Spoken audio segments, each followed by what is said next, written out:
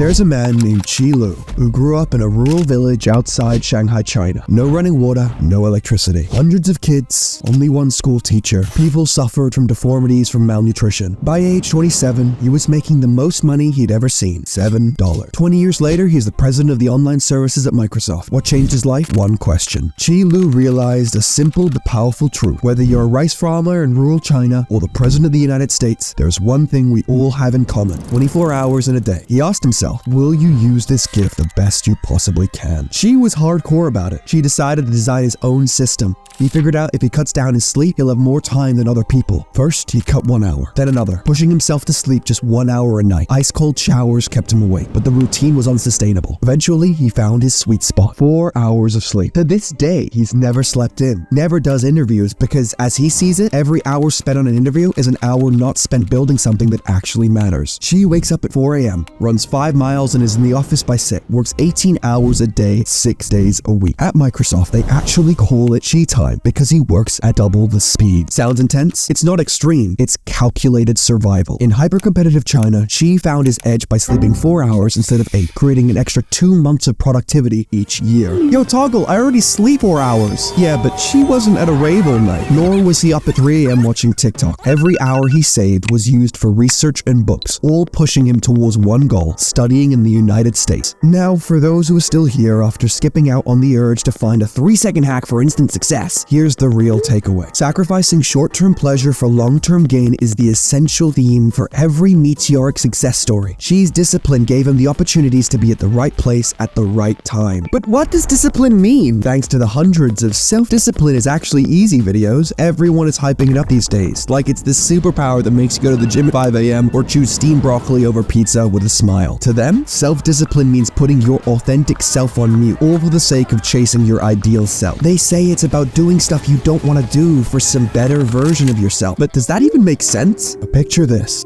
You're in a first-person prison simulator. The rules? Simple. Wake, work, sleep, repeat. Following orders day in and day out. Does that make you disciplined or just a good prisoner? If all you're doing is following someone else's version of what you should be just to fit the ideal self they built for you, then what's really happening? You're just programming yourself to be the perfect robot.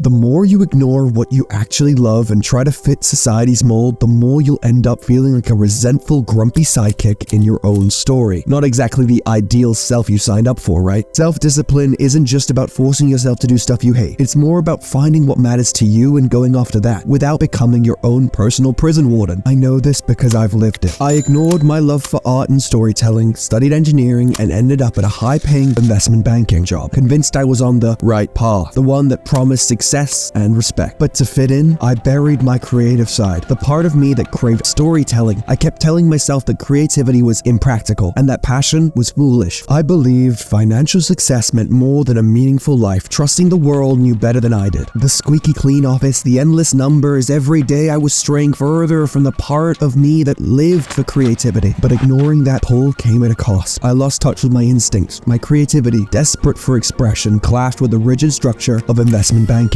Living a lie doesn't last. You eventually crack, and when I did, it set me free. Because really, who wants to live their whole life in a cage they built themselves? So what does it mean to be truly self-disciplined? It's about being a constant learner of you, your values, your instincts, and your goals. But where do you start? It's simple. Identify what genuinely matters to you, not what others say you should care about. Let's go back to Qi's story. Growing up with a few resources, he could have accepted the limits around him, but instead he made a powerful choice to use his time as a tool for transformation. He didn't follow a rulebook, he designed his own path, one that aligned with his values. It might seem so unhealthy to live like him, but aren't we all barely sleeping for 6 hours a day anyway? What Qi chooses to do with his saved time is what made him special. By consistently making choices that align with his ideals, he transforms his 24 hours into a tool for growth. Qi's example shows us that true discipline relies in making choices that reflect who you are and what you aspire to be. When our desires align with our values, discipline becomes second nature. Be real to yourself and not just a copy of that ideal self that society prescribes. Be a paradox. Build an empire. Have fun doing it. Be an athlete who writes. Be a writer who builds companies. Be an entrepreneur who paints. Lift, run, sweat, learn, build, design because you love to, not because that motivation guru asked you to, nor expectations. Be undefinable. follow. Because like in Tetris, if you fit in too well, you disappear. Never settle for anything less than your own story. And now I'm adding a call to action, because that's what everyone says to do. So if you enjoyed this video, please like, and only if you promise to take action.